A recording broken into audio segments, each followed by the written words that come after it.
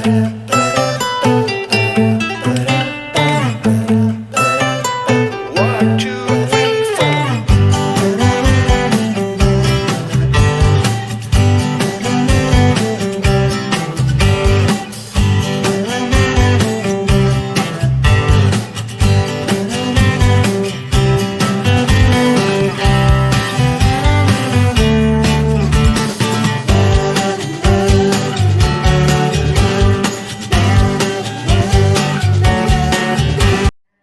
pagi, Pak. Selamat pagi, Bu. Saat ini saya ingin melakukan wawancara dengan Bapak berkaitan dengan tugas saya guru penggerak angkatan 8 modul 3.1, Pak, tentang pengambilan keputusan berbasis nilai-nilai kebajikan seperti itu. Langsung saja ya, Pak ya. Yang pertama, selama ini Pak, bagaimana Bapak dapat mengidentifikasi kasus-kasus yang merupakan dilema etika atau kejujuran moral?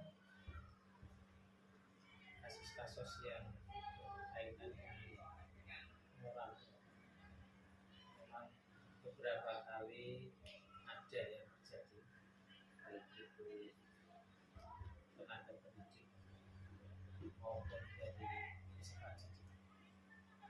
Dari tenaga pendidik sudah kami upayakan untuk menyelesaikan, tentu saja dengan kita dengan cara kooperatif, dengan menyelidiki beberapa sumber apakah itu memang terjadi tindakan yang memang. Demikian juga pada sistem tentunya kita upayakan guru dengan konseling kita termasuk dengan dan juga guru yang lain untuk menangani penyimpangan-penyimpangan kaitannya dengan kasus-kasus yang seperti guru memang pernah ada dan sudah kami tangani dengan baik dan bisa berhasil. Demikian juga proses mahasiswa juga bisa dilakukan penanganan dan sampai saat ini sudah ada beberapa catatan yang bahkan sampai anak itu harus menerima sanksi dan juga ya mendapatkan peringatan. Itu yang kami lakukan. Selama ini bagaimana Bapak menjalankan pengambilan keputusan di sekolah, terutama untuk kasus-kasus di mana ada dua kepentingan yang sama-sama benar atau sama-sama mengandung nilai kebajikan? Kalau saya tentang kasus itu kita yang penting menggunakan prosedur dalam penanganan. Jadi walaupun kebijaksanaan itu memang juga harus diperlukan, tetapi kita yang utama mengacu pada aturan yang berlaku. Misalkan kalau ada pelanggaran-pelanggaran yang kita prosedur, kita beri peringatan, mungkin 1, 2, 3, kita beri memanggil mungkin 1, 2, 3 sampai di mana ada perkembangan. Dan kalau memang itu sudah kita lakukan secara prosedural, secara aturan, kok tapi tidak bisa diselesaikan dengan itu, ya kita mengambil keputusan yang tentunya mungkin itu yang terbaik dengan berbagai pertimbangan. Kalau itu misalkan kasus itu berdampak kurang baik terhadap sesama teman kerja, ya, atau bahkan kepada anak didik, ya kita lebih baik mengambil langkah yang itu bisa menyelamatkan semua. Jadi itu yang saya utamakan. Jadi tetap ada prosedur dan kebijakan yang terbaik untuk mengambil keputusan. Jadi punya dasar untuk mengambil keputusan. Kalau tidak berdasar nanti bisa disalahkan. Untuk langkah-langkah atau prosedurnya seperti apa Pak yang bisa Bapak lakukan? Saya kira tadi sudah saya kita melawan perbedaan secara persuasif dan bersangkutan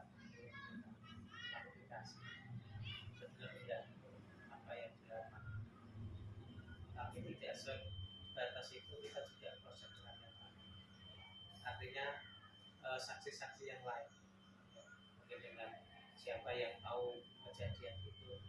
Jadi tidak hanya si dia yang saya tanyakan, tapi juga kita berupaya mencari bukti-bukti dan mungkin kesaksian-kesaksian yang lain. Kalau itu memang buktinya kuat, ya, kita kan memberikan tadi, kita memberikan peringatan. Yang pertama, jangan dilakukan lagi.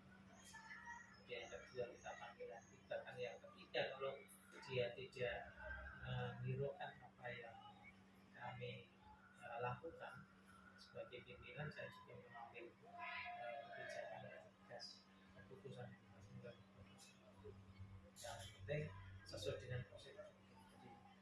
Jadi, walaupun pimpinan punya otoritas untuk mengambil keputusan sesuatu, tetapi kita tidak terlepas dari aturan.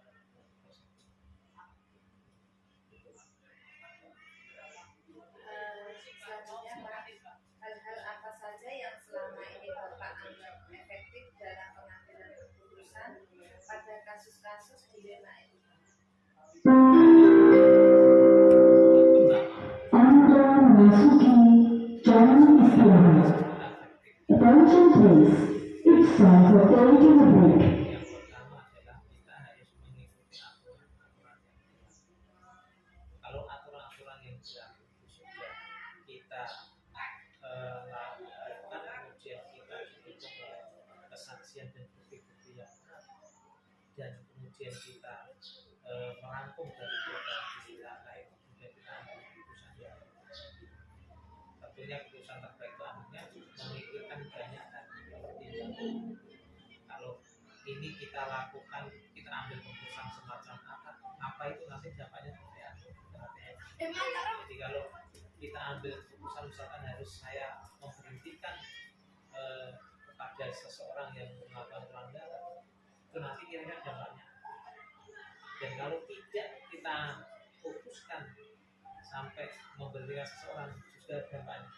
Jadi saya kira itu yang kami lakukan. Jadi itu saya pandang ya. Resiko juga paling kecil.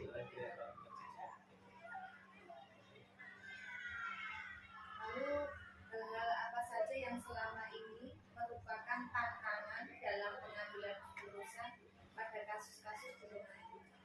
Ya itu jelas, itu yang namanya keputusan yang diambil itu mesti ada problem. Ada yang setuju, ada yang karena kadang orang itu tidak bisa objektif, karena subjektivitas biasanya melingkupi diri seseorang. Walaupun itu sesuatu contoh yang dilakukan seseorang itu karena kedekatan emosional, karena akrab, dia tidak jadi dia tapi subjek. Nah inilah ada tantangan kan. Jadi kalau orang yang berpikir mau lebih dewasa, mau lebih mengedepankan kepentingan kebenaran, saya kira dia akan berpikir. Tapi ketika ada unsur lain, dia bisa berlaku subjektif. Nah inilah pasti ada, karena pandangan seseorang itu pertama.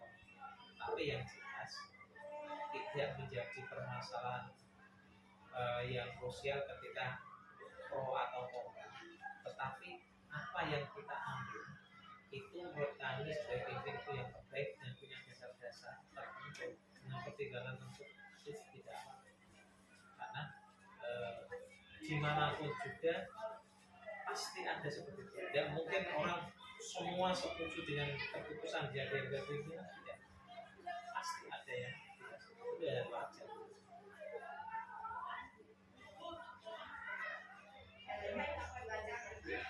Apakah Bapak memilih sesuai jadwal tertentu dalam sebuah penyelesaian kasus dilema etika, atau apakah Bapak langsung menyelesaikan cepat atau dijadwalkan untuk menyelesaikannya?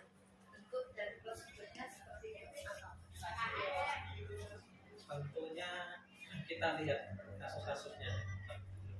Kalau kasus itu memang tergolong kasus yang sangat cukup berat, mungkin kita mungkin melalui kata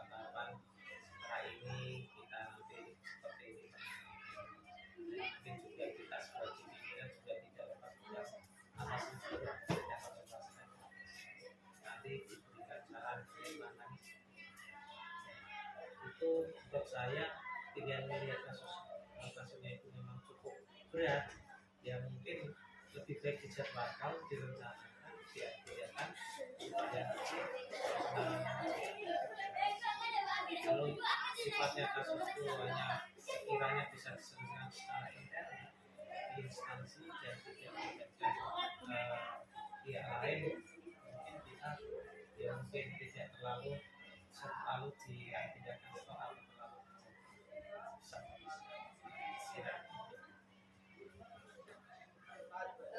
adakah seseorang atau faktor-faktor yang selama ini mempermudah dalam membantu Bapak dalam mengambil keputusan dalam kasus-kasus dilema ini? Saya kira ini ya, kasus-kasus itu kan bisa dipandang dari sudut, kalau itu dipandang dari sudut kepentingan untuk yang lebih besar, yang rasa itu bahaya. Itu saya rasakan banyak teman-temanku ya banyak untuk menyelesaikan kasus. Itu artinya apa? Bahwa antusias teman-teman untuk menyelesaikan permasalahan itu untuk mengedepankan kebersamaan dan baik. Seperti ketika ada kasus tertentu banyak yang artinya itu satu langkah yang bagus dari teman sejawat jadi tidak cuek atau apa, tapi dia artinya aktif untuk ikut mencari solusi. Ini yang saya apresiasi juga. Artinya tidak berpikir masalah mana yang pro atau mana yang kontra, tetapi kelihatannya lebih dewasa menyikapi suatu ya itu termasuk menurut saya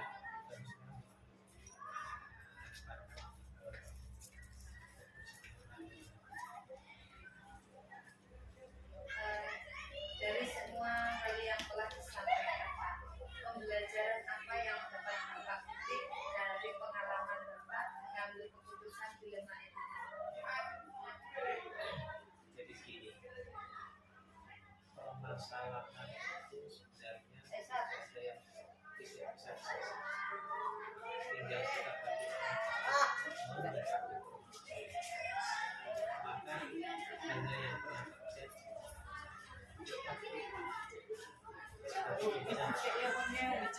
kalau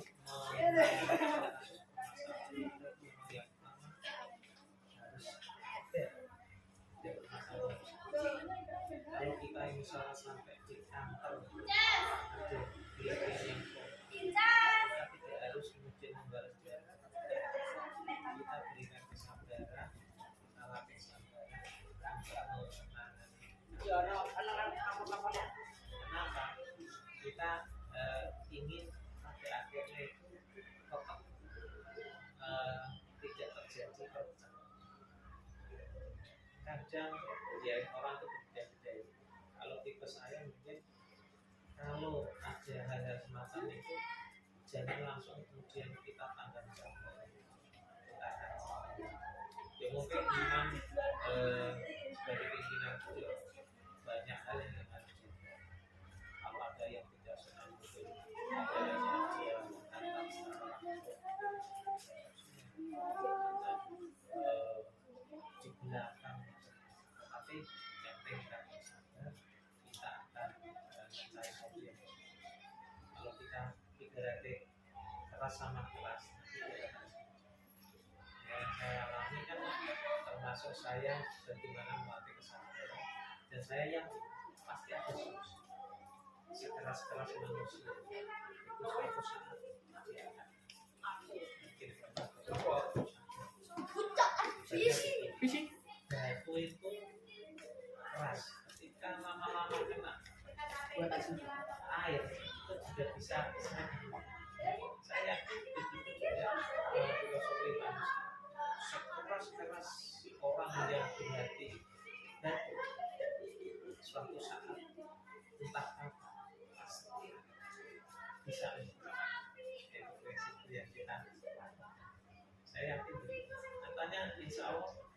yang demikian suatu saat pasti sakit. Jadi memang resiko pimpinan yang tidak sehat itu memang hal yang luar biasa yang harus ada orang berjalan manfaat tapi bagaimana berbuat yang terbaik. Contohnya kalau saya tidak pernah istilah terus mendoakan orang lain jadi begini ya, tapi saya sudah doakan dari kaca sini disiram. nanti tekniknya dia tidak pas Terima dona. untuk akhirnya juga tidak terlalu perlu. Kalau mungkin kita menang tapi dengan cara yang tidak santun, maka itu akan merugikan dalam tapi kalau bisa menangani kasus dengan santun, walaupun nanti kita menang, dia tidak akan merugikan.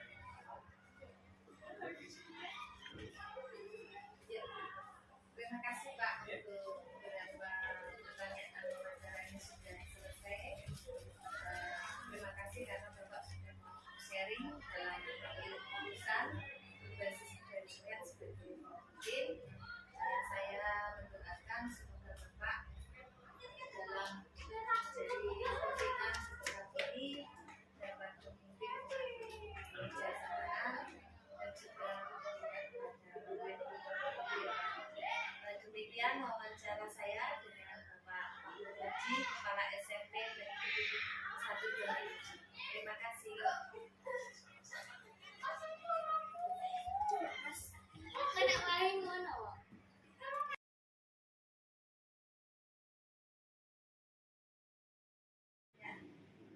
Selamat siang Pak. Perkenalkan saya Diatuti Warnanya Tias, calon guru penggerak angkatan 8. Saya saat ini mengajar di SMP Negeri 1 Donorojo. Saat ini saya ingin melakukan wawancara berkaitan dengan tugas saya, yaitu tugas demonstrasi kontekstual modul 3.1 tentang pengambilan keputusan berbasis nilai-nilai kebajikan sebagai pemimpin. Bisa kita mulai Pak. Yang pertama, selama ini Pak, bagaimana Anda dapat mengidentifikasi kasus-kasus yang merupakan dilema etika atau rujukan moral? Nah, biasanya untuk kita mengetahui atau menyelesaikan masalah yang timbul itu, kita identifikasi dulu nilai-nilai yang terkandung di dalam masalah tersebut. Apakah masalahnya itu mengandung nilai-nilai yang bertentangan itu sama-sama baik, ataukah ada yang bertentangan nilai-nilai itu yang satu baik atau yang satunya itu kurang baik. Jadi kita tentukan dulu nilai yang terkandung dalam masalah tersebut.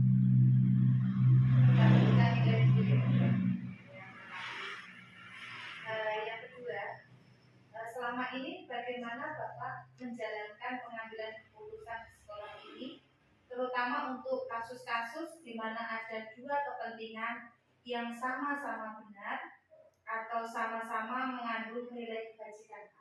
Oke. Nah, untuk masalah yang mengandung dua nilai yang sama-sama baik itu biasanya kita pertimbangkan dulu antara dua itu mana yang nilai kebaikannya itu lebih tinggi.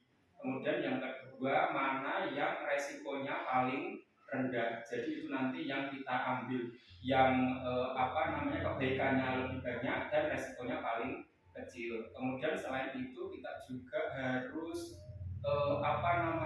mengedepankan atau mengutamakan kepentingan murid. Jadi memang murid itu yang utama. Untuk pertanyaan selanjutnya, langkah-langkah atau prosedur seperti apa yang biasa Bapak lakukan selama ini?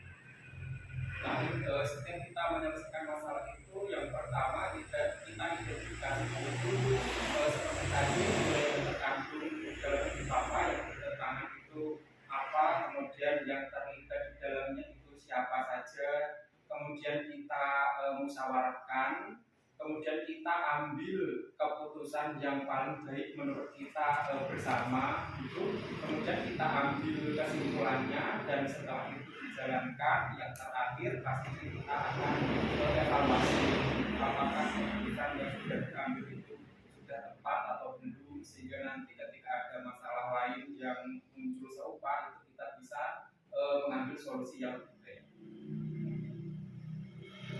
Untuk yang keempat, hal-hal apa saja yang selama ini Bapak anggap efektif dalam mengambil keputusan pada kasus-kasus dilema etika? Nah, beberapa hal yang cukup efektif dalam kita menyelesaikan masalah itu antara lain, yang pertama itu komunikasi yang efektif antar pihak-pihak yang bermasalah atau pihak-pihak yang ada di lingkungan sekolah. Nah, dengan komunikasi yang baik itu tentunya kita akan semakin terbuka, kemudian bisa bermusyawarah dengan baik, sehingga nanti bisa menghasilkan keputusan yang kita anggap terbaik. Selanjutnya, hal-hal apa saja yang selama ini merupakan tantangan dalam pengambilan keputusan pada kasus-kasus dilema etika? Nah, tantangan yang sering kali muncul itu ketika kita menghadapi masalah yang mengandung dilema etika itu seringkali saya itu masih kesulitan untuk mengidentifikasi dua nilai yang terkandung di dalamnya yang bertentangan itu. Jadi mana yang kebaikannya lebih tinggi, kemudian mana yang resikonya lebih kecil. Nah, itu perlu analisis yang lebih mendalam, yang kadang itu kita perlu lebih banyak memikirkannya itu di sana. Jadi mengidentifikasi kepentingan-kepentingan yang ada di dalamnya. Lalu, apakah Bapak memiliki sebuah jadwal tertentu dalam sebuah penyelesaian kasus atau dilema etika, atau apakah Bapak langsung menyelesaikannya di tempat, atau memiliki sebuah jadwal untuk menyelesaikannya, Pak? Tentu atau prosedurnya seperti apa yang selama ini Bapak jalankan? Nah, kalau jadwal khusus untuk menyelesaikan masalah itu tidak ada, karena kan masalah bisa muncul kapan saja, dan ketika masalah itu muncul itu harus segera kita selesaikan. Jadi kalau jadwal khusus tidak ada untuk jadwal penyelesaian masalah, tetapi kalau jadwal diskusi bersama antar guru itu ada jadwalnya, untuk rapat itu ada, tapi tidak secara khusus jadwal untuk menyelesaikan masalah itu tidak ada. Tergantung masalahnya. Oke, selanjutnya Pak, adakah seseorang atau faktor-faktor yang selama ini mempermudah atau membantu Anda dalam pengambilan keputusan dalam kasus-kasus dilema etika? Nah, yang faktor yang mempermudah seperti yang sudah saya jelaskan tadi, yang ada komunikasi yang efektif antar sesama komunitas di sekolah ini. Kemudian selain itu, kalau pihak lain yang ikut membantu itu biasanya saya minta pertimbangan kepada guru atau kepala sekolah yang sudah senior atau kepada pengawas sekolah. Jadi misalkan saya menemui jalan buntu itu saya bertanya kepada beliau-beliau itu bagaimana pertimbangannya, sehingga nanti saya bisa mengambil keputusan yang lebih baik daripada saya langsung putuskan sendiri. Selanjutnya Pak, dari semua yang telah disampaikan tadi, pembelajaran apa yang dapat Anda petik dari pengalaman Bapak mengambil keputusan dilema etika?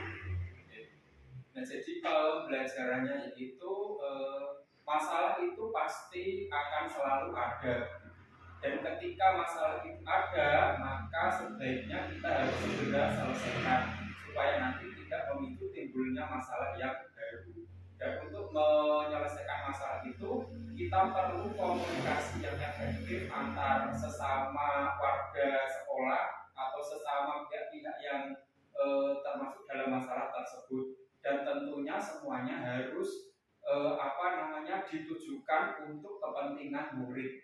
Jadi memang prioritasnya itu murid dan murid.